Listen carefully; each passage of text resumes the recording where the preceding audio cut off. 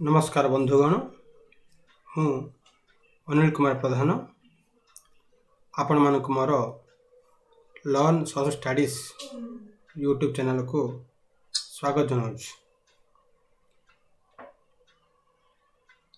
यही वीडियोटी आंध्र प्रदेश सरकार SSC board syllabus को आधार करी परिकल्पना करा जायछि।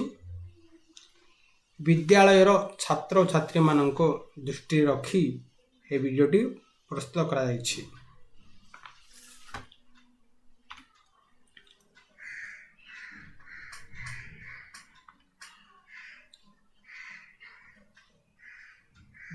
दशम श्रेणी सामाजिक शिक्षार अध्याय 1 भारत भौगोलिक स्वरूप पाठटी आज आम अध्ययन करवा। यही पाठटी को 3टी भाग विभक्त कराई। आज पार्ट 1 देखिवा।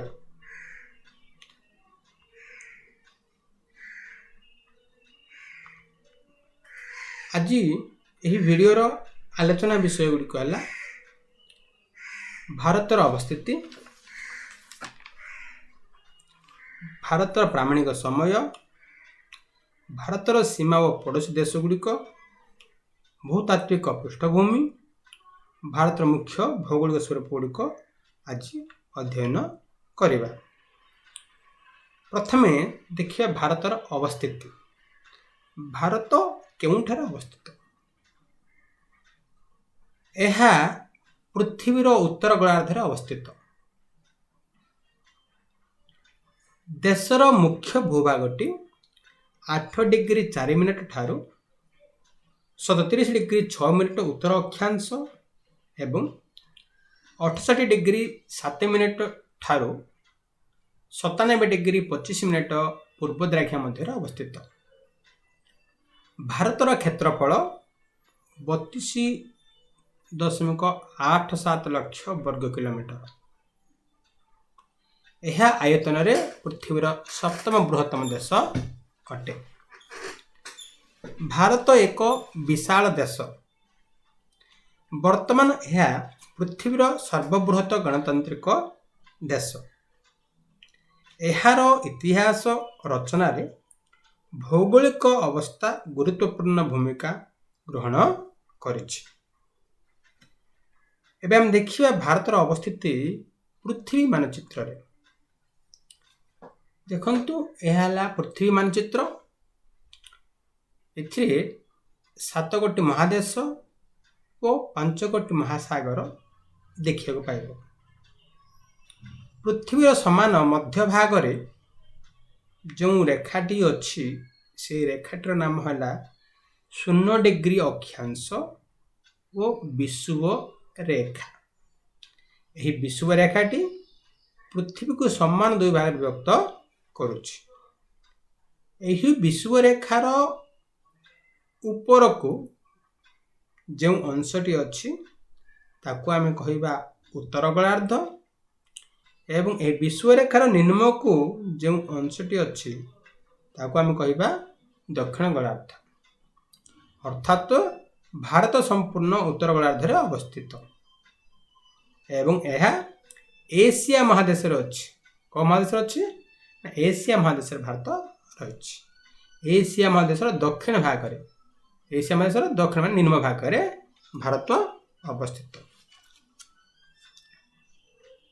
आउ कोन हम जानिया पड़े थ्रू ना केवल सेतिक नो जेतला में अक्षांश विषय जानले उत्तर व दक्षिण ठीक से बड़ी द्राघिमा विषय में टिके जानिबा।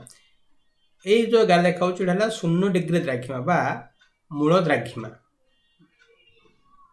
यही मूल द्राघिमार पूर्व रे अवस्थित समस्त द्राघिमा को पूर्व द्राघिमा एवं पश्चिम पट को पश्चिम द्राघिमा बोली कहा जाउछि। ई द्राघिमा जानटा हमको नितांत आवश्यक कहीं आम यही पाठ रे समय विषय की आलोचना करवा। समय सो तेणुकरी जानिया पड़े जे पृथ्वीर ए भागटा उत्तर गोलार्ध, विषुवरेखा तले दक्षिण गोलार्ध, मूल द्राघिमार पूर्व को पूर्व द्राघिमा एवं मूल द्राघिमार पश्चिम को पश्चिम द्राघिमा जानिया नितांत आवश्यक रही। बर्तमान भारत मैपटा देखा यही भारत मैप्र कौन होइछि ना मूल भूखंड सह आरब सागर एवं बंगोपसागर थिबा द्वीपपुंज मध्य भारतर अंश विशेष देखो अंडमान और निकोबर बंगोपसागर अच्छी लाक्षाद्वीप आरब सागर अच्छी तो यही संपूर्ण मूल भूखंड एवं उभय लाक्षाद्वीप और अंडमान निकोबर द्वीपपुंज भारतर अंश विशेष अटे यार मूल भागटे अर्थात भारतर मूल खंडटी 8 डिग्री 4 मिनिट उत्तर अक्षांश रु 37 डिग्री 6 मिनिट उत्तर अक्षांश एवं 68 डिग्री 7 मिनिट पूर्व द्राघिमा रु 97 डिग्री 25 मिनिट पूर्व द्राघिमा मध्य भारत अवस्थित आउ थे कहीदे भारतर मूल खंडटी मूल भूभागटी 8 डिग्री 4 मिनिट उत्तर अक्षांश रु 37 डिग्री 6 मिनिट उत्तर अक्षांश एवं 68 डिग्री 7 मिनिट पूर्व द्राघिमा रु 97 डिग्री 25 मिनिट पूर्व द्राघिमा मध्य भारतर मूल भूभाग अवस्थित है। देखिया भारत एक उपद्वीप बोली कहूँ हम जानिए पड़े उपद्वीप माने कौन पिला माने जानी द्वीप जानिछ द्वीप अर्थात जो भूभागर चारिपटे जल घेरी रही सही भूभाग आम कह द्वीप ठीक से ही जो संकीर्ण भूखंडटीर तार 3 दिगरे जलराशि द्वारा बेष्टित हो रही थाए ताकू उपद्वीप बोली कहुए। देख भारतर पूर्व बंगोपसागर पश्चिम अरब सागर दक्षिण भारत महासागर ये 3टी दिगरे जल घेरी रही एवं भारत देशर दक्षिण भागटी भारत महासागर भीतर पशि आसी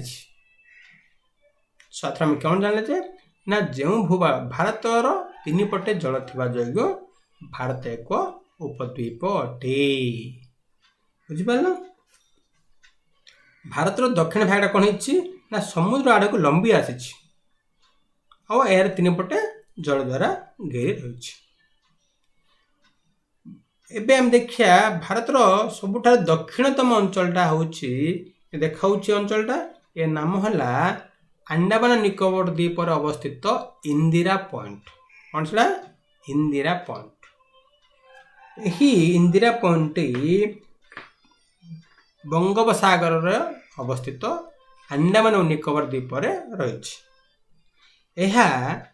6 डिग्री 50 मिनिट उत्तर अक्षांश अवस्थित 6 डिग्री 50 मिनिट उत्तर अक्षांश बुझिपार भारतर दक्षिणतम स्थान होता इंदिरा पॉइंटटी बर्तमान आम देखा पाई ना कारण कौन ना 2004 मसीह आसीथिबा सुनामी जोग्य यही इंदिरा पॉइंट अंचलटी संपूर्ण भाव में समुद्र गर्भरे लीन हो जाइछि तेणुक आम आओ इंदिरा पॉइंट देखा पाई ना। हम देखिया भारत में विभिन्न प्रकार भौगोलिक परिस्थिति रही बुझल मन रख ता सहित आउ कुछ अंश भी रहा ये देख ना भारतर जमी आम अक्षांश द्राघिमा शिखिले आंध्र प्रदेश अक्षांश द्राघिमा शिक्षार नितांत आवश्यक रही। आम राज्य आंध्र प्रदेश देख 12 डिग्री 4 मिनिट उत्तर अक्षांश यहाँ 12 डिग्री 13 अच्छी तार टिके तलक 12 डिग्री 4 मिनिट उत्तर अक्षांश ये देख 19 डिग्री 7 मिनिट उत्तर अक्षांश देखिपार 19 लिखाई तार टिक माने 19 डिग्री 7 मिनिट उत्तर अक्षांश आंध्र प्रदेश अवस्थित एवं 77 डिग्री पूर्व द्राघिमा देख 77 डिग्री ये लिखाई मैंने ये मैंने ईस्ट 77 डिग्री पूर्व द्राघिमा रु केते 84 डिग्री 40 मिनिट देख ये 84 ये 84°40' ना आर किछि आगु को लिया सो 77° पूर्व द्राघिमारू 84°40' पूर्व द्राघिमा मध्य आंध्र प्रदेश अवस्थित। आउ थे कहीदे ना आंध्र प्रदेश 12°4' उत्तर अक्षांश 19°7' उत्तर अक्षांश एवं 77° पूर्व द्राघिमारू 84°40' पूर्व द्राघिमा मध्य आंध्र प्रदेश अवस्थित। यार उपकूल दैर्घ्य यह उपकूल उपकूल मान कौन समुद्र को लगी अंचल समुद्र देखते एठू आरंभ कर शेष पर्यंत चित्तूर पर्यंत प्राय केते अच्छी ना 962 किलोमीटर आंध्र प्रदेश उपकूल दैर्घ्य 962 किलोमीटर। देखिए आम भारत भौगोलिक अवस्थिति जो जलवायु विविधता अनेक कारण रही कहीं भारतर 3 पटे समुद्र अच्छी गोटे पटे हिम द्वारा बेष्टित होता हिमालय पर्वत रही यार भूस्वरूप ये अंचल देखा गले आमर मरुभूमि अच्छी कर्कट रेखा अंचल अच्छी अर्थात ये उष्णमंडल अंचल अंशविशेष तेणुक भारत में विभिन्न प्रकार जलवायु थी जो विभिन्न प्रकार उद्भिद प्राणी गुड़ाक देखा आम पाइपर एवं विभिन्न प्रकार फसल अमल करने उपयुक्त होता है। बर्तमान देखिए भारत कौन कहली ना भारतर समय आमर जो अच्छी ताको आम कहवा इंडियन स्टैंडर्ड टाइम बुझे ना यही इंडियन स्टैंडर्ड टाइम हम देखिए ये देखु ये जो अच्छी आमर किसी आलोचना कर विषय अच्छी देख ना भारतर प्रामाणिक समय आम 82.5 पूर्व द्राघिमा को ग्रहण कर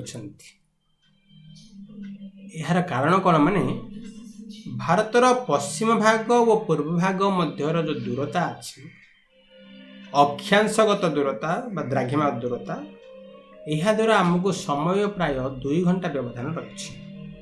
देखो ये भारतर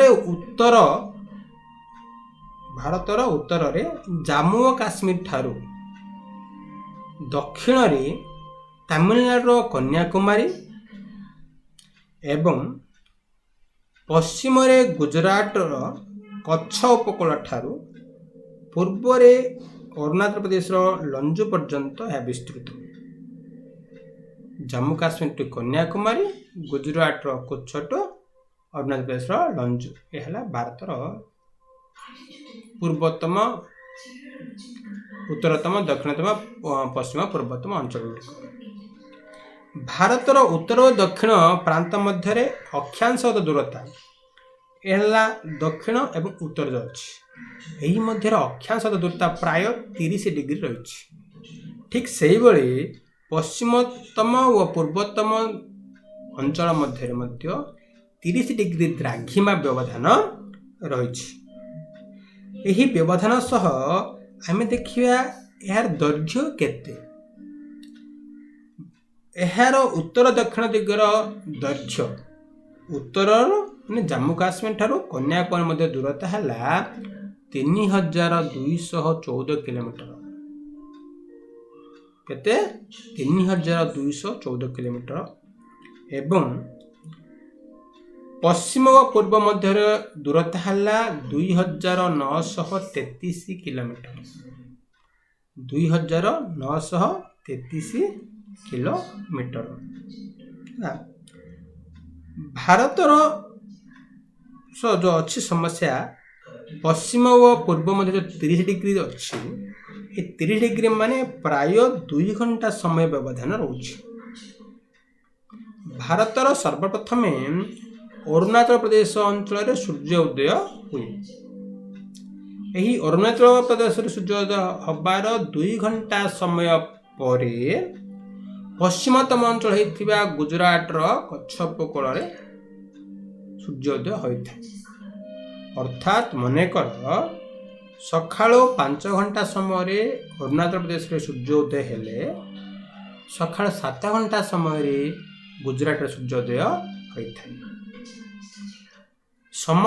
ସମୟର ସମସ୍ୟା ଆସିବା ଦୃଷ୍ଟିରେ ରଖି ଭାରତ ସରକାର କ'ଣ କଲେ ମାନେ ନା 82 ଠିକ୍ ସମାନ ମଧ୍ୟ ଭାଗରେ 82 ଅଧେ ଡିଗ୍ରୀ ଦ୍ରାଘିମାକୁ ଏକ ପ୍ରାମାଣିକ ସମୟ ନେଇଛନ୍ତି।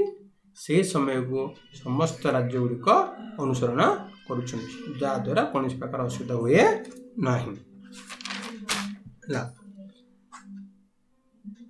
ତେବେ ଏହି ଯେଉଁ କହିଲି ଭାରତୀୟ ପ୍ରାମାଣିକ ସମୟଟା ଉତ୍ତରପ୍ରଦେଶର ଆହ୍ଲାବାଦ ସହର ଦେଇକି ଗତି କରିଛି, ଆଉ ଆମ ରାଜ୍ୟ ଆନ୍ଧ୍ରପ୍ରଦେଶର କାକିନାଡା ପାଖରେ ମଧ୍ୟ ଏହା ଛେଦ କରୁଛି। ଏଥିରୁ ଆମେ ଦେଖିପାରିବା।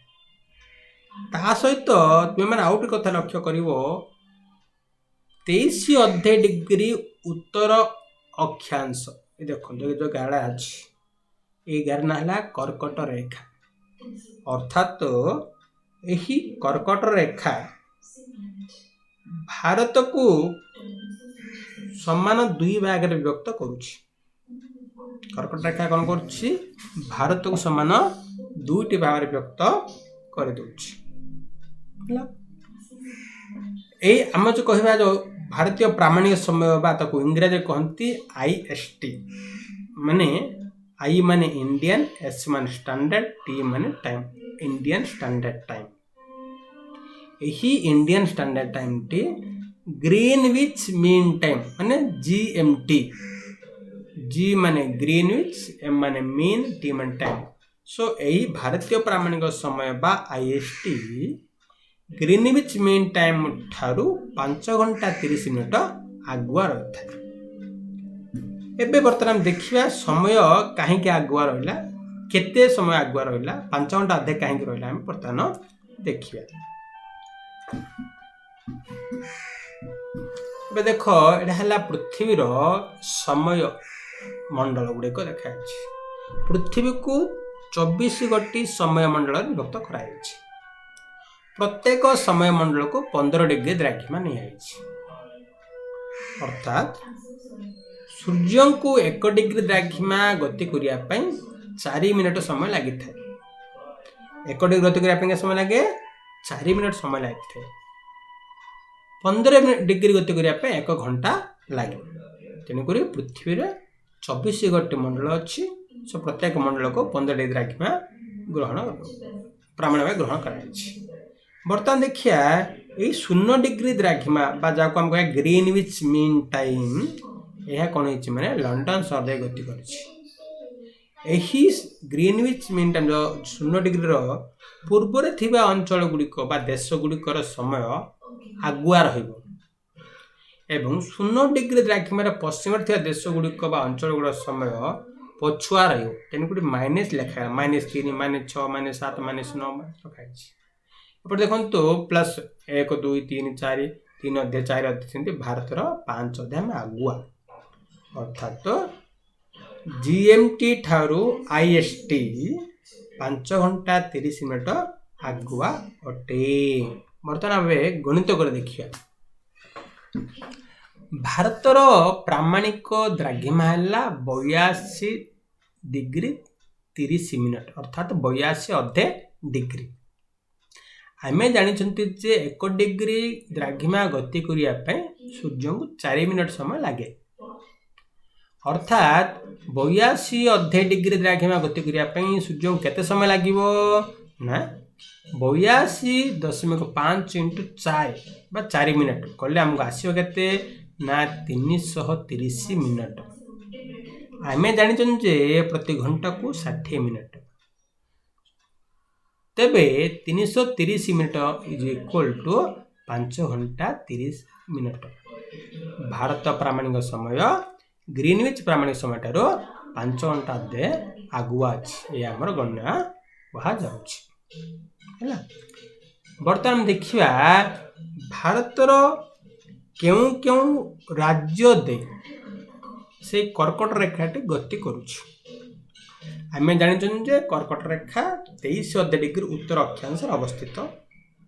देखु ये कहगला कतोटी राज्य अच्छी ना 8टी राज्य देकर भारतर 8टी राज्य देकर कर्कट रेखा गति कर से राज्य गुड़ा नाम कौन 1 गुजरात 2 राजस्थान 3 मध्य प्रदेश 4 छत्तीसगढ़ 5 झारखंड 6 पश्चिम बंग 7 त्रिपुरा 8 मिजोरम अर्थात यही 8टी राज्य मध्य भाग में अर्थात 8टी राज्य दे कर्कट रेखा गति करुछि परीक्षा आसवा प्रश्न परीक्षा आसीपे तेणुक मन रखा हम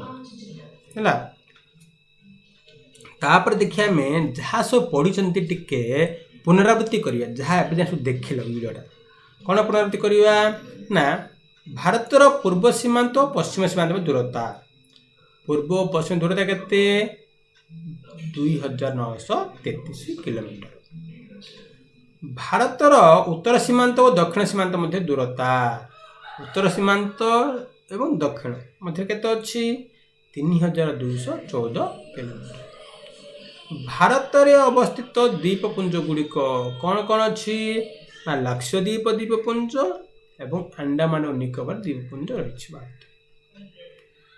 भारतर पड़ोसी देश गुड़िक कौन पाकिस्तान अफगानिस्तान चीन नेपाल भूटान बांग्लादेश और म्यांमार 7 गोटे पड़ोसी देश रही जलमार्ग अर्थात समुद्र रे निकटवर्ती पड़ोसी है आमर श्रीलंका है आम भारत को नेक्स्ट प्रश्न भारत को समान 2 भाग विभक्त कर रेखाट नाम कौन कर्कट रेखा कि रेखा कर्कट रेखा भारतर सीमा गुड़िक पूर्व कौन अच्छी बंगोपसागर पश्चिम अरब सागर उत्तर रे हिमालय पर्वतमाला ये अच्छी माने जम्मू काश्मीर टू अरुणाचल प्रदेश पर्यंत धनु आकार और दक्षिण अच्छी भारत महासागर है पुनरावृत्ति कले नेक्स्ट टाइम देखा भूतात्विक पृष्ठपोट माने यही भारत देशटा गठन विषय देखिए देखो ये पृथ्वीर समस्त भूभाग 2टी अति विशाल भूभाग सृष्टि होइछि से विषय तुम मैंने सब नवम श्रेणी पढ़ी ताहला एक अंगारा भूमि बा लॉरेंसिया 2 गंडवाना भूमि भूतात्विक गठन पाणीपाग अवक्षय भली प्रक्रिया जोगु गंडवाना भूमिर अंशविशेष होई भारतीय भूभाग आविर्भाव घटी अर्थात भारतीय भूभागटी गंडवानार अंशविशेष अटे यह प्राय 30 कोटी वर्ष पूर्वे गंडवाना भूमि विखंडित हो माने खंड खंड हो भारतीय उपद्वीप फल सृष्टि होइछि माने यही सब प्रक्रिया प्राय 20 कोटी वर्ष समय लगी बर्तमान देखो वर्तमान हिमालय पर्वत जो अंचल अच्छी से अंचल बहु वर्ष पूर्वे टेथिस नामक एक अगभीर समुद्र थिला और से समुद्रर उत्तर रे अंगारालैंड एवं दक्षिण रे गंडवाना भूभाग रही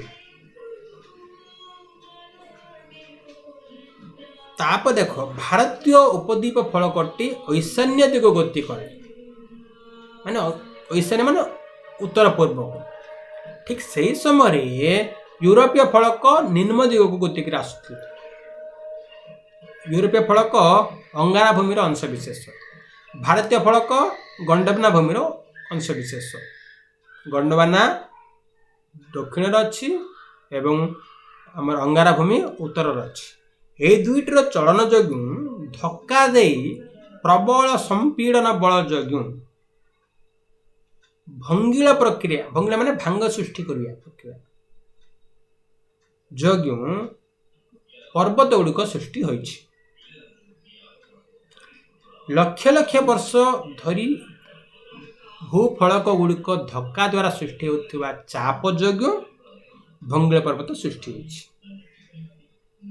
हिमालय एक भंगिल पर्वत अटे अर्थात आम जानछन जे हिमालय एक तरुण भंगिल पर्वत माने भांग जंग सृष्टि होइछि। देखिए वर्तमान भंगिल माने भांग केम सृष्टि होइछि देखिए देख एठी मन कर अंचलटा समतल अच्छी जदि आम आपको उभय दिगुर चाप पकईवा ताहले कौन हम ये देख कौन यही अंचलटा क्रमशः कौन हो किसी अंश उपरको उठुची बंकाई अच्छे यहाँ को आम कह भांग सृष्टि होता पुणी एमती भांग हम देखो ये गोटे एक्जामपल ये दिखाला उच्चक गला तल उच्चक तल उच्चक तल गला भांग सृष्टि होभली भाव ना बहु चाप फल यही सब सृष्टि होना गोटे भंगिल पर्वतर उदाहरण अर्थात हिमालय पर्वतर उदाहरण ये तुमको दिगला है तापर हम देखिए ये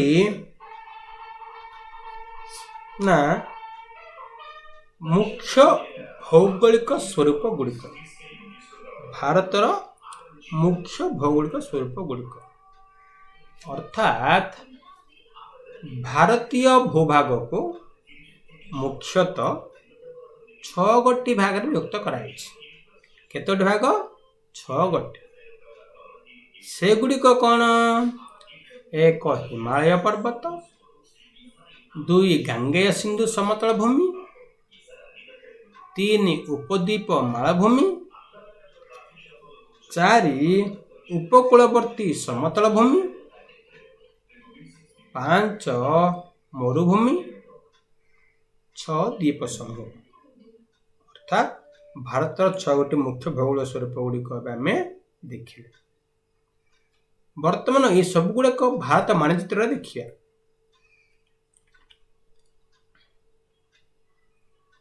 देख भारतर उत्तर रे हिमालय पर्वत श्रेणी रही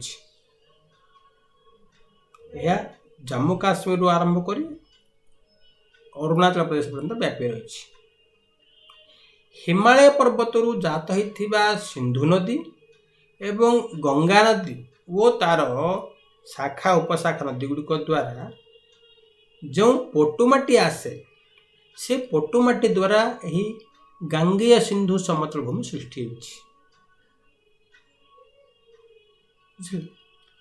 यार निम्न एक पर्वत श्रेणी रही पुरातन पर्वत श्रेणी तार नाम है आरावली पर्वत श्रेणी भंगिल पर्वत व नूतन पर्वत श्रेणी है हिमालय अति पुरातन पर्वत श्रेणी है यही अंचल थी एक आरावली पर्वत श्रेणी से आरावली पर्वत श्रेणी अपर पार्श्व वृष्टि छाया अंचल थर मरुभूमि रही जेहेतु एठारे वृष्टिपात कम हुए तेणुक ये अंचल मरुभूमि सृष्टि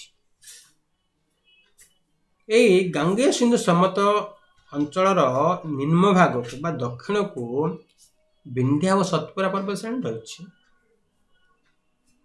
नर्मदा नदी तपती नदी रही ताहार दक्षिण को निम्न को दाक्षिणात्य मालभूमि रही दाक्षिणात्य मालभूमि एवं समुद्र को लगी रही पूर्व अच्छी पूर्व उपकूल समतल भूमि पश्चिम अच्छी पश्चिम उपकूल समतल भूमि एवं शेषटा है आमर बंगोपसागर और आरब सागर रही द्वीपपुंज गुड़िक आउ देखिए थे 6टी एक हिमालय पर्वत श्रेणी 2 गांगेय सिंधु समतल भूमि 3 थर मरुभूमि 4 दक्षिणात्य मालभूमि 5 उपकूल समतल भूमि 6 द्वीपपुंज ये आमर 6 गोटी भाग एठी रही मोट पर भारत को 6 गोटी भौगोलिक स्वरूप विभक्त करा जायछि। वर्तमान आम यही अध्यायर किछि प्रश्न उत्तर करिबा जहाँ तुम्हें वर्तमान पढ़िल से गुड़ाक समस्त बर्तमान उत्तर करवा। एक भारत केउं महादेश अवस्थित समस्त जानिछ यह एशिया महादेश अवस्थित କେଉଁ ଦ୍ରାଘିମାକୁ ଭାରତର ପ୍ରାମାଣିକ ସମୟ ରୂପେ ଗ୍ରହଣ କରାଯାଇଛି? କେଉଁଟା ନା 82°30' ପୂର୍ବ ଦ୍ରାଘିମା ହେଲା ଭାରତୀୟ ପ୍ରାମାଣିକ ସମୟ। ଭାରତର ପୂର୍ବ ସୀମାନ୍ତ ଓ ପଶ୍ଚିମ ସୀମାନ୍ତ ମଧ୍ୟରେ ଦୂରତା କେତେ? ସମସ୍ତେ ଜାଣିଛ, ହେଲା 2933 କିଲୋମିଟର। ଭାରତର ଉତ୍ତର ସୀମାନ୍ତ ଓ ଦକ୍ଷିଣ ସୀମାନ୍ତ ମଧ୍ୟରେ ଦୂରତା କେତେ? 3214 କିଲୋମିଟର। ଭାରତରେ ଅବସ୍ଥିତ ଦ୍ୱୀପପୁଞ୍ଜ ଗୁଡ଼ିକ ନାମ କଣ? ବଙ୍ଗୋପସାଗର କଣ ଅଛି? ଆଣ୍ଡାମାନ ନିକୋବର ଏବଂ ଆରବ ସାଗର ଅଛି ଲାକ୍ଷାଦ୍ୱୀପ। ଭାରତର ପଡ଼ୋଶୀ ଦେଶ ଗୁଡ଼ିକ ନାମ ଜାଣିଛ ପିଲାମାନେ? ଭାରତର ପଡ଼ୋଶୀ ଦେଶ ଗୁଡ଼ିକ ପାକିସ୍ତାନ, ଆଫଗାନିସ୍ତାନ, ଚୀନ, ନେପାଳ, ଭୁଟାନ, ବାଂଲାଦେଶ ଓ ମାୟାନମାର। ଏଇଟା ହେଲା 7 ଗୋଟି। 1 ପାକିସ୍ତାନ, 2 ଆଫଗାନିସ୍ତାନ, 3 ଚୀନ, 4 ନେପାଳ, 5 ଭୁଟାନ, 6 ବାଂଲାଦେଶ, 7 ମାୟାନମାର। এই 7ଟି ହେଲା ଭାରତର ପଡ଼ୋଶୀ ଦେଶ। ଆଉ କିଛି ପ୍ରଶ୍ନ ଦେଖିବା ବର୍ତ୍ତମାନ। ଭାରତକୁ ସମାନ 2 ଭାଗରେ ବିଭକ୍ତ କରୁଥିବା ରେଖାଟିର ନାମ କହ? ହେଲା କର୍କଟ ରେଖା। ରେଖା କର୍କଟ ରେଖା। ନେକ୍ସଟ ପ୍ରଶ୍ନ। ଭାରତର ସୀମା ଗୁଡ଼ିକ ନାମ? ସୀମା ମାନେ ପୂର୍ବରେ କ'ଣ ଅଛି, ପଶ୍ଚିମରେ କ'ଣ ଅଛି? ପୂର୍ବରେ ବଙ୍ଗୋପସାଗର, ପଶ୍ଚିମରେ ଆରବ ସାଗର, ଉତ୍ତରରେ ହିମାଳୟ ପର୍ବତ ଏବଂ ଦକ୍ଷିଣରେ ଭାରତ ମହାସାଗର ରହିଛି। ନେକ୍ସଟ ପ୍ରଶ୍ନ। ଭାରତର ଅବସ୍ଥିତି ବର୍ଣ୍ଣନା କର। ଅର୍ଥାତ ଭାରତ କେତେ ଡିଗ୍ରୀ ଅକ୍ଷାଂଶ ଏବଂ କେତେ ଡିଗ୍ରୀ ଦ୍ରାଘିମା ରହିଛି ଜଣାଇବାକୁ ପଡ଼ିବ। ତାହା ସହିତ ଭାରତ ପୃଥିବୀର ଉତ୍ତର ଗୋଳାର୍ଦ୍ଧରେ ରହିଛି ମଧ୍ୟ ଏହା ତୁମକୁ ଜଣାଇବାକୁ ପଡ଼ିବ। ଭାରତକୁ କେତେ ଗୋଟି ଭୌଗୋଳିକ ସ୍ୱରୂପ ବିଭକ୍ତ କରାଯାଇଛି? ଏବେ ହିଁ ଦେଖିଲେ ଆମେ ଏହା ଭାରତକୁ 6 ଗୋଟି ଭୌଗୋଳିକ ସ୍ୱରୂପରେ ବିଭକ୍ତ କରାଯାଇଛି। ISTର ବିସ୍ତାର ରୂପ ଲେଖ। IST ମାନେ କ'ଣ? Indian standard time. ସେମିତି ଆମେ ଦେଖିବା GMT, এটা GST ନୁହେଁ, ଏଟା GMT। GMTର ବିସ୍ତାର ରୂପ କ'ଣ? ନା ଗ୍ରୀନୱିଚ୍ ମିନ୍ ଟାଇମ୍। କ'ଣଟା? Greenwich mean time, GMT। ବୁଝିପାରିଲ? ଅର୍ଥାତ ଏହି ସମସ୍ତ ପ୍ରଶ୍ନ ଗୁଡ଼ାକ କରିବା ସହିତ ପିଲାମାନେ ତୁମ ପାଇଁ ମଧ୍ୟ କିଛି ହୋମୱାର୍କ ଅଛି। ଭାରତ ମାନଚିତ୍ରରେ ଏହି ଭାରତର 6 ଗୋଟି ଭୌଗୋଳିକ ସ୍ୱରୂପ ଚିହ୍ନଟ କରିବା ସହ ଭାରତର ପୂର୍ବତମ ଅଞ୍ଚଳ, ପଶ୍ଚିମତମ ଅଞ୍ଚଳ, ଭାରତର ଅବସ୍ଥିତି ଏସବୁ ଗୁଡ଼ିକ ଭାରତ ମାନଚିତ୍ରରେ ଚିହ୍ନଟ କରିବାକୁ ପଡ଼ିବ, ଯାହାଦ୍ୱାରା ଭାରତ ଦେଶ ବିଷୟରେ ତୁମକୁ ସମ୍ପୂର୍ଣ୍ଣ ଜ୍ଞାନ ମିଳିବ। ତେଣୁକରି ତୁମ ପାଇଁ ଘରୋଇ କାମ ହେଲା ଯେ ଭାରତ ମାନଚିତ୍ର ନେଇକି ସେଥିରେ ପ୍ରାକୃତିକ ଭୌଗୋଳିକ ସ୍ୱରୂପ ଗୁଡ଼ିକ ଏବଂ ତାହାର ଅକ୍ଷାଂଶ ଦ୍ୱାରା ଗୁଡ଼ାକ ଚିହ୍ନଟ କର।